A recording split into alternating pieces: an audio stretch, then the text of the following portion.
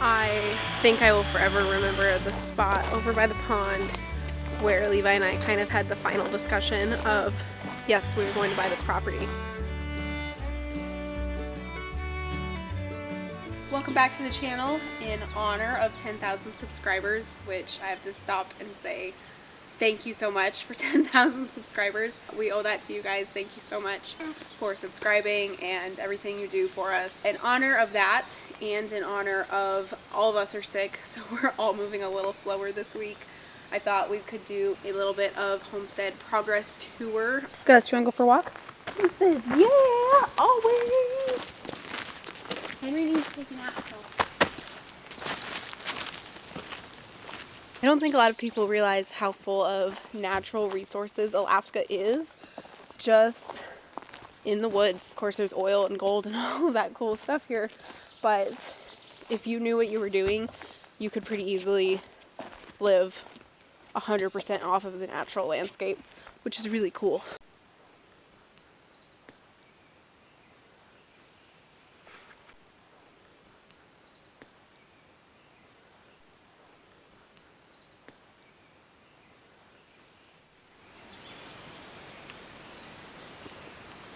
Exciting. The one that I actually am going to be collecting is the spruce tips. They go really well in teas. A lot of these things, like the spruce tips, have a really short season. You need to collect them at a very certain size, very certain time. Right now, spruce tips are just starting to pop, so I think I still have probably a good week to get a bunch of these. Tall guys right here in front of me are fiddlehead ferns. They start out real small and they kind of unroll as they grow. They are supposed to taste like asparagus when they're less than 6 inches. Have not tried them yet because they grow so fast. You pretty much need to pick them the moment you see them at less than 6 inches. They contribute a lot to the lack of ability to see in the woods. There's a few different types. You're only supposed to eat them after cooked, and you're only supposed to eat this type with the like papery brown stuff on them.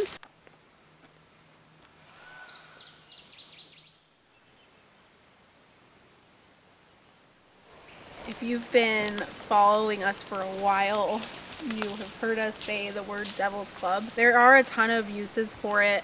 A lot of old Inuit recipes for the roots. There are Devil's Club salves. A lot of people will eat the buds when they're just starting to bud, and a friend told us that they actually taste really good, so we might have to try that. I was eyeballing these buds when they were coming up, but again, things grow so fast here. You have to jump on them while you can, and jumping on anything right now has been a little bit of a task. It does, like I said, it has a lot of uses, but it is also like the worst thorny thing I've ever encountered in my life. We're working on cutting like 95% of our Devil's Club. I would like to keep some because I would like to try those buds. In the long run, I would really like to try to use some of these little herbal remedies. This is a really popular one, so at the same time there's plenty of them in the woods. Okay, here's a really unique one. Usnea, I think is how you pronounce it, but it's also called old man's beard. It is used in all kinds of teas. I actually think it probably would have helped us with our cold a little bit, but I don't fully know what I'm doing yet, so I haven't gone about that. It makes the woods look really pretty in my opinion, but I think it's also not the best thing for the trees. Okay, just because it feels so necessary to brag on our blueberries up here, I'm gonna go find us some blueberry bushes to show, and then we'll get on with showing off the homestead progress. I just think this is a really important part of the homestead. Personally, the resources in Alaska are so abundant. All of these things can be used medicinally, for food. There's a couple of poisonous berries, like baneberries aren't good. I don't think, he says those are bad. I don't think you're supposed to eat the Devil's Club berries. There's a lot more things, like we have chaga, I think is how you say it, in the birch trees, which is a really famous tea. The birch bark itself is used as like an ibuprofen. There's so many more things. I could do probably an hour-long video on it, but I'm sure someone out there has a much more informative version. I just wanted to show it off to our 10,000 subscribers and show some of the things that we have out here on the homestead.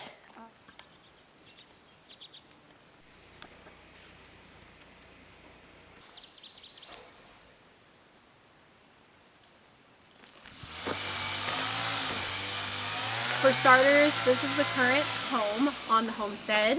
It is our 23-foot Nash camper. She's a 4-season. I have a whole video from probably almost 2 years ago doing a whole tour on it when it was probably a lot nicer inside. We are honestly a royal mess right now because all of our energy is going into building the cabin, the garden. This is my water catchment system. We built it briefly last year. There's just some holes in this trash can lid. We bought the trash can new, so it's never been used for anything else, and it drips off the edge of the awning. That has been really nice for things like laundry, for watering the garden. I don't know how clean the top of that awning is, so we don't drink or use that water for any kind of cooking. That helps a ton with our water situation. We are planning on doing a sandpoint well, which is just a hand-driven well pipe with holes in it and then a hand pump, but we're not super certain that's going to work, so it's nice we can fall back on rainwater this time of year. This is Levi's little generator hut. I think he's got bigger plans to upgrade it, but figured I'd show it off. And we got a new generator because our little guy is finally kind of crapping out, which honestly, that little champion has done its time. So we got a big fancy new Honda, mainly for when we're running the cabin solar and stuff in the winter. No matter how much solar you have up here, you'll have to run the generator every now and then. Little guy's days are limited, but this is just to keep rain off of him. And then he's going to, I think, figure out a little bit of intake exhaust system so that he can enclose it for the winter. On to the great garden tour. I kind of had the option, because we're moving kind of slow with the cabin this week, to do a whole video on planting the garden, but I was in a really big rush to get that done. It's such a small window up here that I didn't want to waste any time. The neighbors say usually Memorial Day weekend, but this year they were saying the ground was still a little too cold, so we waited till about June 1st, which was fine for my lack of time anyway. Have you checked on the garden yet today? How's it doing? The miniature greenhouse I built has gotten an upgrade. I've got some blocks under it so that it can fit 5-gallon buckets. See if I can do this one-handed, Henry. It's got a little door, but this is easier. So I put in my cucumber, a pepper, 2 tomatoes, and then I've got 4 more peppers there that still need to be upgraded into buckets or just bigger containers, but they're kind of small still, so I have that next on my list. All of these plants can be grown here. They just need more heat. It's really easy to watch other people's gardens in the lower 48 and be like, wow, I'm behind. But then you go hang out with all your neighbor friends. It's just the way it is up here. We also get the 24 hours of daylight, and that is going to really rocket launch things into growing. I also have a little thing of asparagus in here. Seeds I started. I don't know if those are gonna go, but I'm really excited to start an asparagus bed because those take like 3 years before you can harvest. So hopefully they go and we can get that started, and maybe in 3 years we can pin this clip in a new video of asparagus. All right, buddy, 3, 2, 1. Oh, scary Larry. Over here I've just got a couple more strawberries and some onions. They're potato onions that our neighbor grows really well. I grew some last year she gave me, and she gave us some new ones this year. Started those guys. They make really good green onions, and they grow in cloves like garlic would. So it's an onion, but they come apart in cloves, which is kind of cool. I don't use a ton of onions, so I thought that's a really good onion to grow.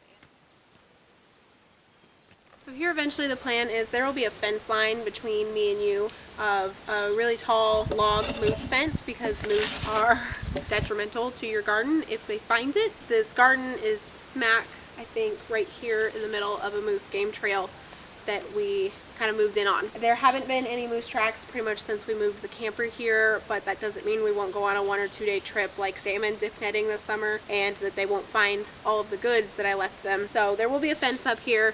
I need to honestly get to work on that like right now. This is kind of the start of my compost pile.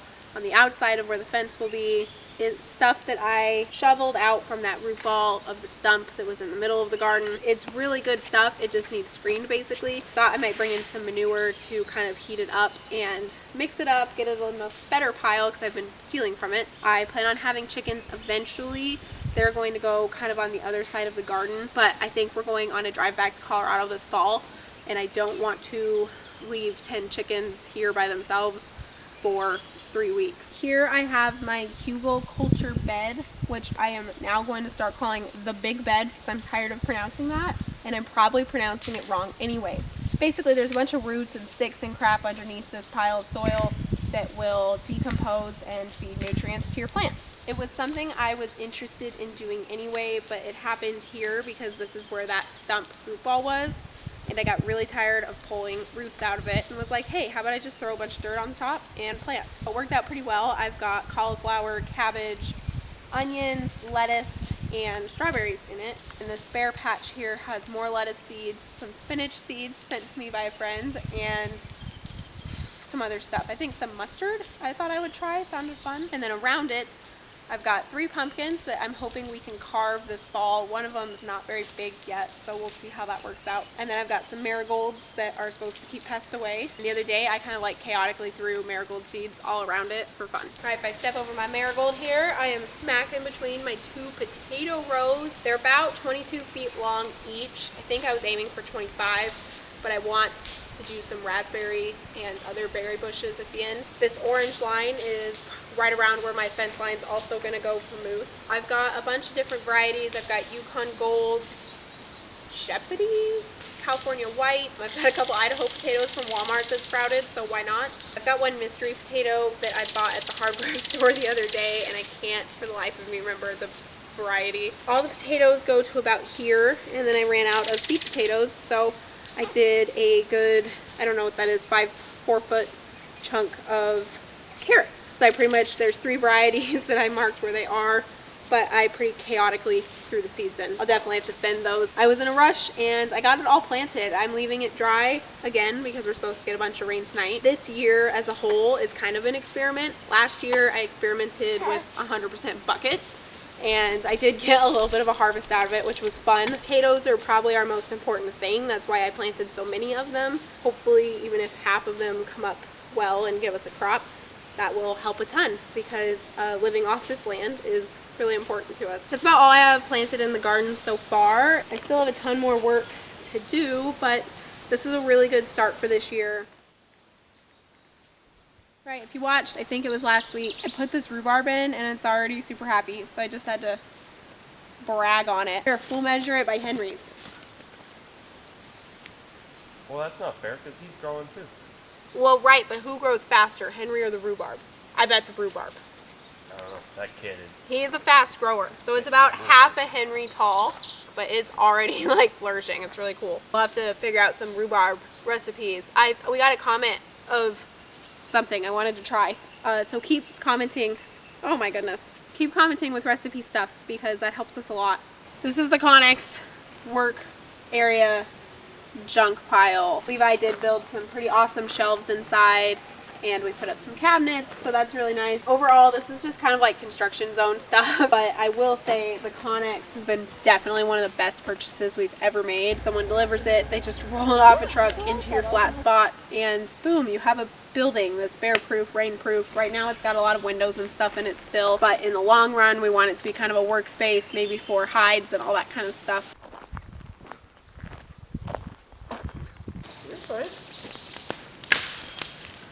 Also the outhouse. Levi built us a pretty sweet outhouse. I've got a whole video on building it. Not much to tour there, but pretty sweet outhouse.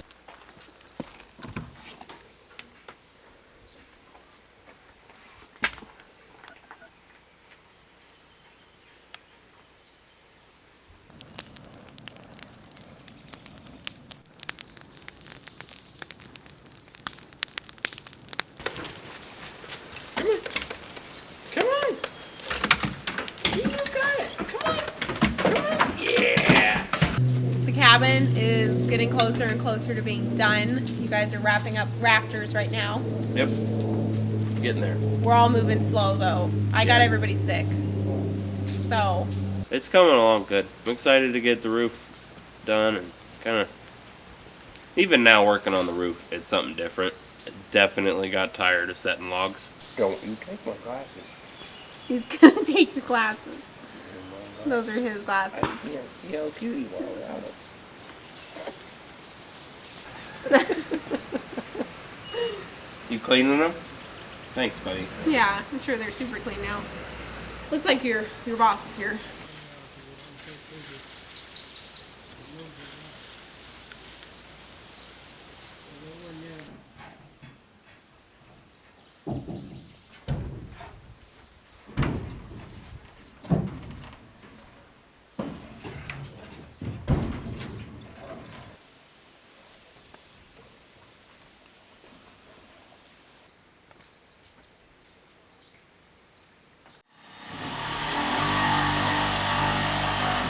Bird sounds here feel fake.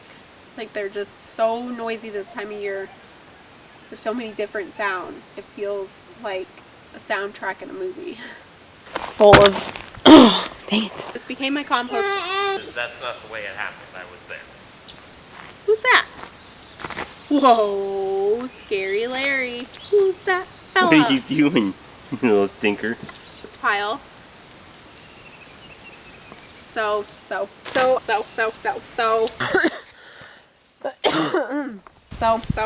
Cole's laying in my compost pile. He says, this is nice. Bugs. So.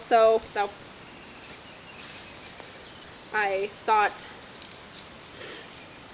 I gave the potatoes, I cut some of the potatoes, so much natural growth here that I'll probably fight it for the rest of my life, but that's okay. No, you don't need to eat that. You can play with it, you don't need to eat it. Huh. What? He's trying to eat it. I know. This is good looking plastic.